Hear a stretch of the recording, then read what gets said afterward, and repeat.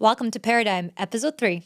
Today, we're going to embark on an inspiring journey across three remarkable cities: Casablanca, New York City, and Dubai. Our guest, Hanane Benkhallouk, is an award-winning entrepreneur and the founder and executive director of Sustained Leadership Consultancy. Her boutique firm specializes in strategic leadership, innovation, and cultural transformation. With her extensive experience sitting on advisory boards of numerous SMEs and speaking at diverse conferences globally, Hanane brings a wealth of knowledge and insights to the table, and I'm extremely excited to be speaking to her today. Thank you so much for coming over to our studios, Hanane.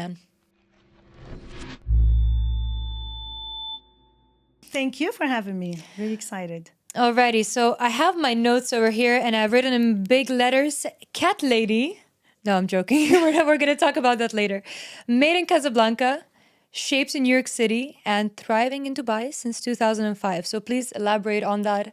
Tell me all about yourself. Yeah, actually, in today's world, it's very hard to answer a simple question as where are you from? Because I think we're all the product of so many journeys. And to me, that journey that I introduced myself with, now I take the analogy of nature. I always take the analogy of a tree. So for me, I'm rooted. I feel that if I was a tree, I would be rooted in Casablanca. So that's where I feel anchored. Right. And that's where I was born, raised, learned all the values, the community values, sense of belonging.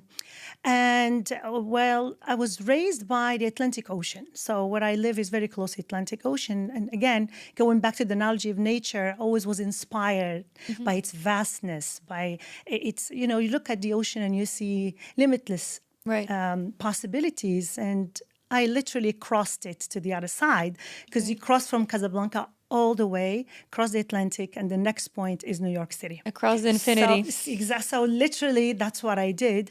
And I say I was shaped, and now I'm saying I was groomed, so rooted, groomed, because first of all, the three cities I've lived in are all harsh cities, big cities, really, really powerful. And all very different. And all very different, exactly. So in New York City, why I say groomed, of course, because everybody knows that New York City is really does shape you, but also because I witnessed 9/11.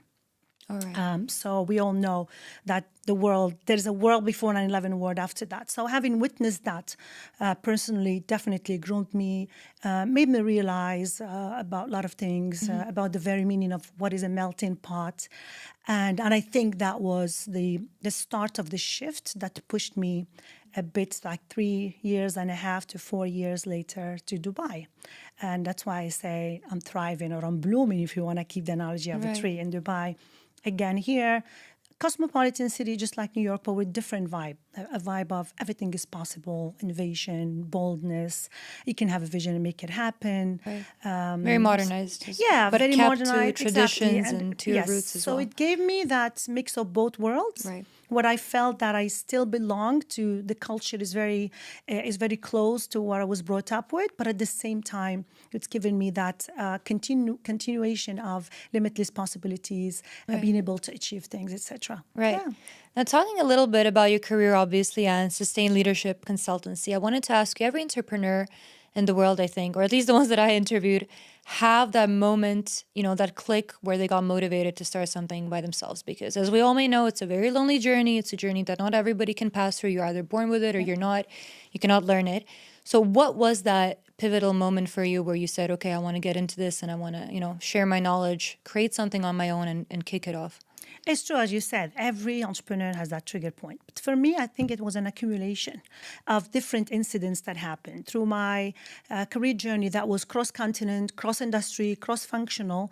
And I also have pivoted many careers. And that seemed, until lately, it was taken negatively. When somebody looked at your CV and see that you stayed just 2 or 3 years, because the conventional way was that you graduate, you get a job in a good company, and you stay there until you retire, and you just keep growing there, or at least you change twice or 3 times maximum. And they say what's wrong with you rather than what's wrong with the company. Absolutely, exactly. So it was what we call a lifetime career, and now that's changing. So I always felt that was something missing. It was like, is this the organizational culture?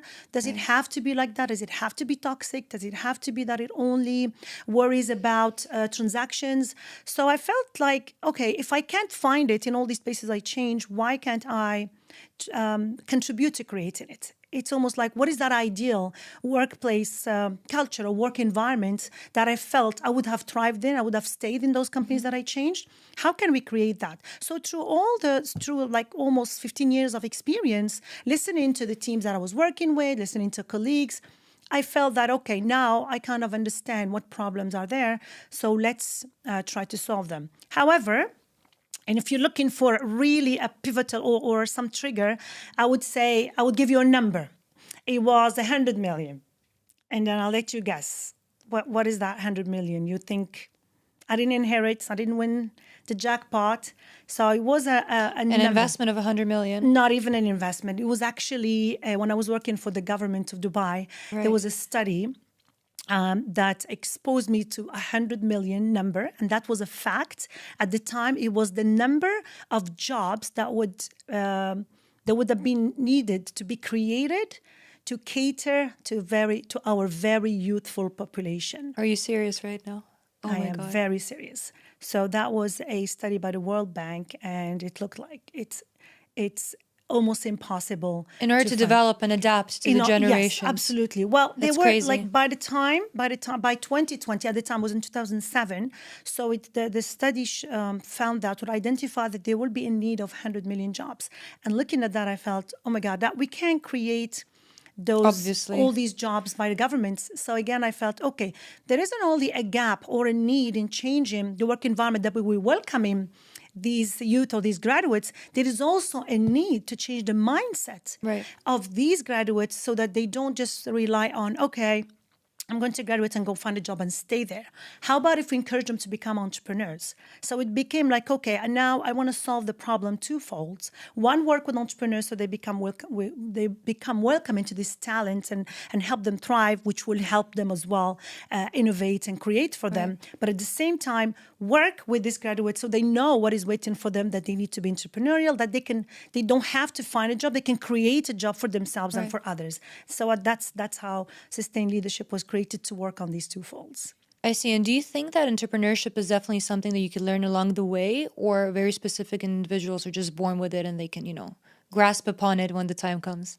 Okay, whenever I'm asked this question, I go back to the very etymology of the word. The word entrepreneurship is coming from the French language, which I happen to speak as well, and it's coming from the verb entreprendre, which means take initiative. So really, it's not about owning a business. The meaning of the word is being able to go out there and take initiative. So you could be working for a company and be an entrepreneurial mindset. So it's that willingness of taking risk. Yes, you could be born. Some people are born as risk takers. Some are not. But of course, sometimes you learn lessons through life. So probably, we had crises, we had pandemics, we had wars. A lot of people were pushed through entrepreneurship because they had to win their bread, and then they found along the way that it was an enjoyable journey. So everybody has their own story. But I wouldn't say, yes, we can teach some skills. So it's not a 100% either nature or nurture. There are some parts that come innate in you, and there are others that can be honed, some skills that can be nurtured. Yes, never say never. Yeah, exactly, because you never know. Right. Now, since you did live in 3 different countries that are all extremely different, Casablanca from New York and now in Dubai, would you say that the leadership styles are different? How would you say that, we have to adapt when we change countries? Do we have to keep a certain leadership style that is great for us and we feel comfortable in as leaders, or should we adapt to the country that we're in? Yeah, interesting question. Well, leadership is about leading others. It's about inspiring them. It's about convincing them, influencing them so that they can buy into your vision and execute it at the end of the day. And every culture, again, it's not about the country, it's about the culture. When I mean the culture, it's not just the country's culture is also the work or the business or the corporate world culture. In Casablanca, what I learned the values of community. And I think that's what helped me being inclusive, caring, being empathic with the team members. Yeah, because, exactly. You're authentic, you're there, you care for people, because that's the sense. These are the values. At the end of the day, what is culture? It's just a set of values that you live by. So I would say in Casablanca, if I had learned anything, although I never worked I just studied in Casablanca and then I went to New York. But I think I carried with me those values of do good, care for others, don't be selfish, don't create value just for yourself. So that definitely it did influence my leadership skill when I deal with teams. In New York, it's the competitiveness. It's all about do or die. Yes, exactly. And that's again, it's another skill that is needed to be competitive, to be bold, to go out there, to be like a warrior. To rely on yourself, and to have to deal with a harsh environment, harsh business environment. So that was, I would say, mainly the boldness and the competitiveness. That's what, as leadership traits, that probably picked up from New York. And in Dubai, it's really the nothing is impossible kind of value. If you can dream it, you can make it happen. It's the inclusivity, it's the diversity, and it's the creativity, it's innovation. Because and the agility, to be honest. In Dubai, it's the agility because everything happens so fast. Things keep changing overnight, and there isn't that a long bureaucracy of no wait. You cannot. We've been doing it the same way for so many years. We're not going to change it. So that agility, again, which is needed today, especially in this ever-changing business landscape, I think we need agility and the continuous learning, the continuous growth, which definitely Dubai teaches you. Yes. Care, competition, and then agility would be your perfect package. Absolutely, yes. It is needed. And I mean, you do talk a lot about humanizing businesses. Could you please elaborate more on that? What does it mean to you? Why do you think humanizing businesses is important, especially in the corporate world here? Sure. Before that, I just want to say that I've been talking so much about humanizing business. How it came to me is every time when I tried to explain what I was trying to do, and trust me, it took time for so many people to understand, because it was almost like I was selling a vision and everybody thought I was like a tree hugger and this is so soft. This is business. What do you mean we have to care? What do you mean we have to be human? We're not. This is for the philanthropist. So you know how they say that you become the change that you want to see in the world? So I kept talking. I used to say we want to build human-centric organizations. And then as I kept digging deeper, I felt that, no, it's really, at the end of the day, it comes to two words. It's about humanizing business. And I realized those are my two initials. My name is Hanane Benkhallouk. That's HB. And I thought, bingo, now this is exactly my personal logo. I was born to do this, to the point that I linked it to my own name.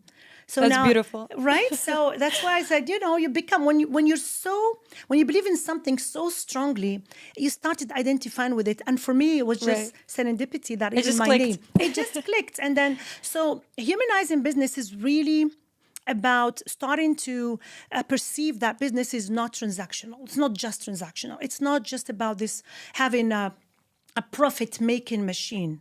It's about looking at your customers as humans who have aspirations, who have needs, who you are creating value for, not just a source of revenue, which until very recently, everybody's like, okay, we have a customer in this segment, let's see how much money we can make of them. It's about looking at your employees as well, as human beings with ambitions, with families, with problems, with sometimes having personal issues, not just a tool to use them for the input. It's about looking at your society that you are making money at, the community. How do we care for the community? And also the planet. So it's really about this holistic approach of being the business should not just be creating profit and then at the end of the year see, okay, let's see how we can fix some issues. Right. I still dream of the day where we won't have to talk about charity or the so-called corporate social responsibility, CSR, rather have business solve while thriving, while making money. There's nothing wrong with making money. While making money, you can solve societal and environmental issues. And that's the only business model that should exist. Definitely should be the package. It should be the package, should be the only way to do business, because it's not going to sustain us this way. We can't just let me make profit first and then see what I can do with that what profit. I can do. Or when people say, It's business, it's not personal. Everything is personal. As long as you're dealing with the human beings, everything is personal. I don't like it when people say that. So that's what I mean by humanizing. It's not about being a charity, or it's not about being philanthropy. It's not, yes. And actually, when you do that, and that's what I tell my clients, when you take a human-centric approach towards your employees, for example, what's going to happen to the loyalty? What's going to happen to the retention? What's going to happen to them feeling safe enough and feeling that they belong, that they will give you all their ideas? They will innovate. They are the ones out there in the front line, knowing the customers, knowing the markets. They're the ones who can bring you new ideas and keep growing your business. So it's not, everything goes back to the bottom line at the end of the day. And customers, when you treat your customers with transparency, when you give them choices, when you give them convenience, when you are always listening to them to understand how their behaviors are shifting, what will that do to loyalty of the brand? So at the end of the day, when we humanize business, it's not because we want to be soft or we want to do good. It's good for business. Right. Especially today. Things are changing. And we all know stories like Nokia, like Kodak, like America Online. What are they today? They were giants. Right. Just, not even a couple of decades ago. And now they're nowhere to be found. So humanizing means being there so that you understand that you are serving humans, that you are working with humans. And you adapt to that. And when you open that space to them, your customers will tell you what needs to change for you to continue growing. Right. And your employees will also do that for you. I mean, talking about humanizing, you keep mentioning this concept of it's not work-life balance. It's actually supposed to be called life balance, right? Why is it important not to fragment it that way? Again, exactly. So once we say work-life balance, we are dividing work. Which we shouldn't be. We spend 8-9 hours sometimes, especially today with our WhatsApps and with the remote work. We're working more hours. We're not leaving the house sometimes. So when you say work-life, in your mind, you start thinking, I'm not living when I'm working without realizing it. And imagine what does that do to your mind if you're thinking that way. So for me, it's really work is part of life. It's really about trying to achieve balance among all dimensions that matter to you. My dimension of a balanced life could look differently than yours, depending on what matters to you at this stage. It might change in 5 years if you become a mom, for example. So it's really about looking at what are the most important dimensions of my life right now. Could look at it yearly, could even look at it monthly. And it's not about sitting there and dividing it like a pie and say, okay, I'm going to divide my time equally. That's, utopic. It's not. I'll be a mom here and I'll be a businesswoman here and I'm going to be a wife. It can't be here. like that. It's really about checking in from time to time and saying, this is how I do it. From time to time, I look, okay, maybe I have a project sometimes and I need to work really, really long hours, weekends, but then I can't do that every single weekend for the whole month. Right. So I just check in. I'm like, okay, well, it has been a while that I didn't check on my family. I didn't go out. I didn't see my friends. I didn't socialize. It's been a long time that I didn't take time for myself. So it's really about looking at those and say, okay, now that I've been working for too long, I need to keep it a little bit balanced. Because at the end of the day, you need, like Stephen Covey said, you need to sharpen the saw. If you don't take care of yourself, you cannot serve from an empty cup. That's a Chinese proverb. So it's really about making sure that not one dimension takes over for too long if you want to live a balanced life. Right. Yeah. Now, I want to move on to the topic with you of obviously gender equality, which is extremely important, I feel like, in the corporate world here. And I'm going to be very blunt with you on this. I feel like there is this perception, and I've heard of it quite often lately, that women actually don't support women at work. So I wanted to ask you, what are your thoughts on this? Do you have any sort of examples where there's actually friction between the female gender at work, yet we keep blaming the men and we keep victimizing ourselves that, it's their fault for this? What do you think on this topic? We can have a whole podcast on this topic, to be honest, because I happen to have initiated many initiatives that I call safe spaces for women, mentoring initiatives. So first of all, if we talk about women not supporting, that means we cannot talk in the third person. We have to say we, because we are women. Yeah. So kind of like take that accountability. But what I can tell you, I cannot generalize. I've seen stories like that, and I've seen also positive stories. But what I can tell you, that I heard a lot of stories, unfortunately, in these spaces where women just open up to each other in what we call peer support circles that we've been running for more than 10 years. And you hear stories like, the worst boss I had was a woman, for example, from many, many, many women in different industries. Or I prefer to work with male bosses. So it is an existing issue. It is an existing issue, and I heard it in diverse geographies, diverse ethnic groups, diverse industries, diverse levels, from board level to recent or fresh graduates. So I think it's coming from competition. There's that friction, competition. I can't really put my finger on the problem. We're still talking about it a lot. We try. All I can say is that each of us needs to really have an inner conversation and ask herself. We all go out there, whoever has some experience or is active in this sphere of creating gender balance, we all go out there and say, my passion is empowering women. Okay, I would like all of us to ask the question, can you nominate at least 5 women that would give you a testimonial and say that, yes, you have helped them through their career? That's a good question. Yes. So we want to have that self-awareness. We want to ask ourselves.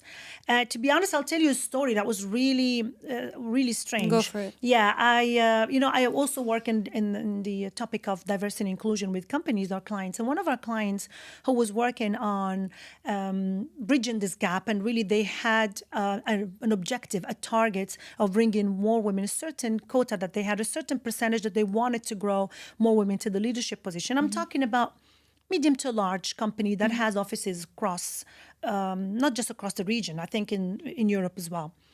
And the client, who happened to be C-level executive who was in charge of this target, came to me and said, Hanane, we know that this is what we want to achieve, but I want to be open with you. When we submit the request of heads of departments to suggest new talent for promotions for leadership positions, most of head departments that happen to be females do not suggest other women. Interesting.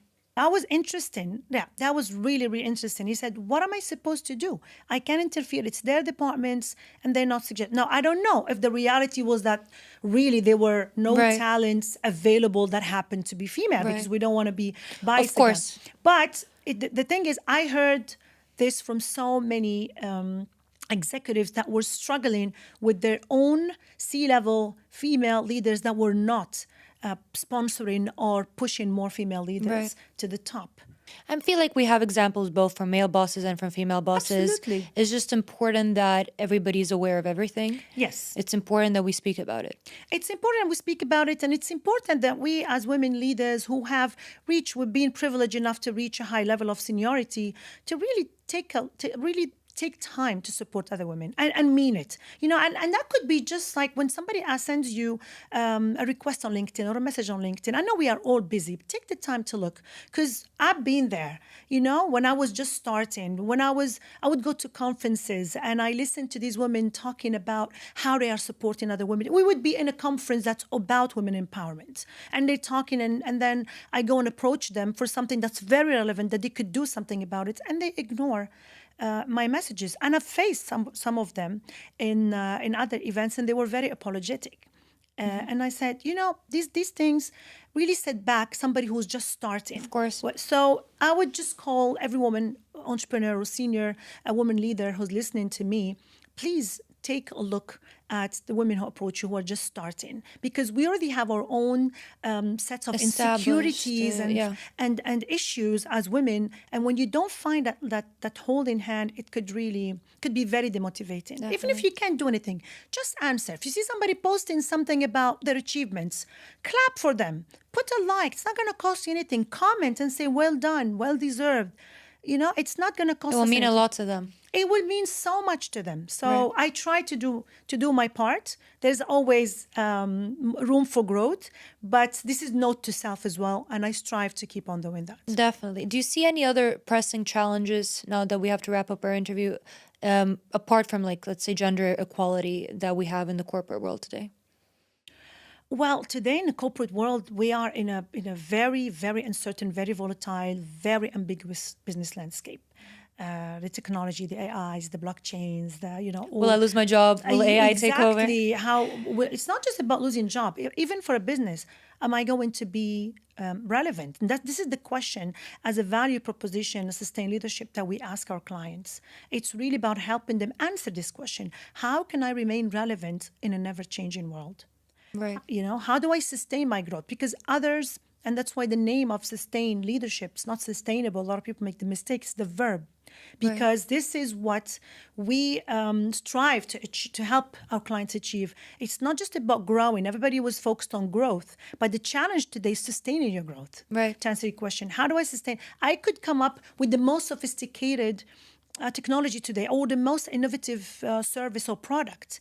But do I guarantee that after a year or two, somebody will come and bring something even more disruptive and take over my market share? So this is the challenge for leaders, because it's so ambiguous. Look at everything that's happening around us: technology, climate issues, geopolitical instability. There's a lot. There's a lot around us. So with all of this, definitely the business landscape is becoming even more ambiguous, and I think that's the leadership challenge. How do we deal with this uncertainty? A lot of people cannot deal with uncertainty. They just want to have a spreadsheet and put 1 + 1 = 2. While today you need different way of leading. You need to be able to say that I don't have all the answers. Right. Yeah. And the sky's the limit. You have to learn every day. Absolutely. Now, Hanane, we have one last minute. I'm going to ask you some audience questions now that we've prepared for you. So we have the first question from Katie. All right. I'm a huge fan of your book. You talk a lot about sensing. It's interesting how you describe it as a new intelligence. Can you explain it in more detail? What does sensing mean in the context of leadership? Oh, great. So this question came exactly to continue what I was just saying about the leadership challenges. Perfect. So in this uncertain world, as I said, a lot of people cannot lead in a world where they don't have all the answers, which is exactly what we're living today. You cannot just think and make decisions based on thinking. God created us with a full body, and we do feel emotions. When we are scared, where do we feel it? In our stomach, right? When we are excited, where do we feel it? So it's not always, sometimes you feel like you say, I don't know, I don't have all the answers, but I just like this person. My gut feeling is telling me. Exactly, that's the gut feeling. So sensing in this context, what I mean by it is, the more and more we're going to be living in a very uncertain world.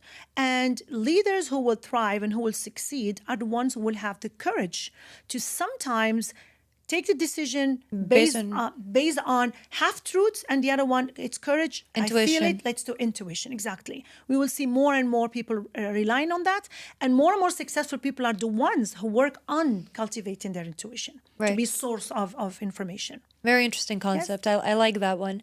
Now, next up, we have George.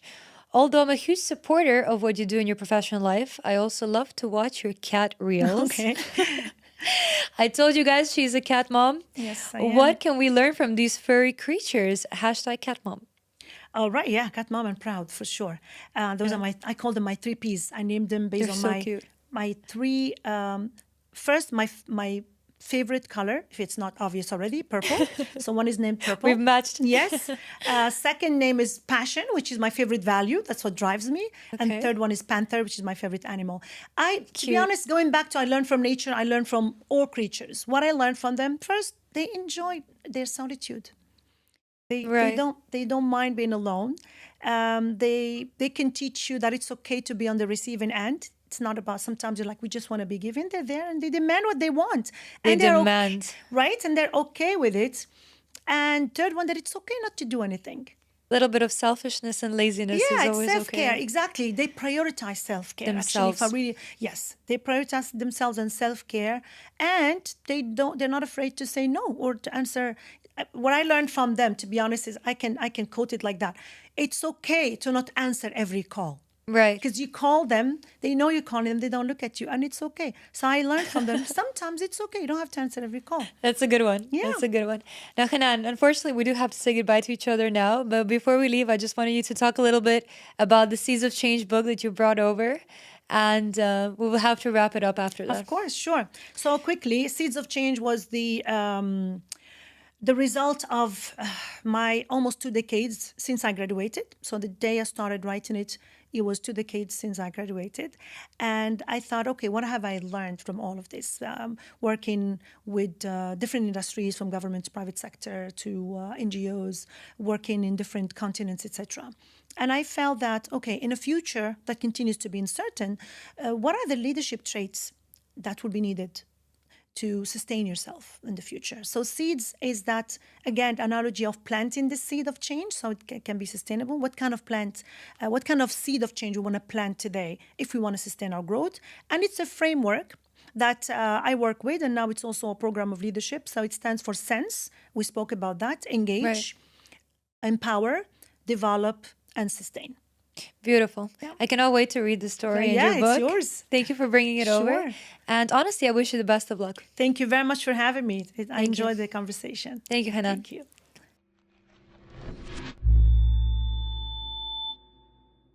Alrighty, thank you for joining us on this enlightening episode of Paradigm. Hanane's journey has provided us with absolutely invaluable insights into the importance of strategic leadership and cultural transformation. Her dedication to absolutely humanizing business and achieving holistic life balance offers very much a fresh perspective, I think, on the challenges and on the opportunities in today's corporate world. We hope her experiences and advice inspire you to foster innovation, support one another, and lead with purpose. Like, share, and comment your thoughts on this episode, and stay tuned to Entrepreneur TV Middle East for more inspiring stories. Until then, keep innovating, keep evolving, and keep reshaping the future. With you was Mina Vucic.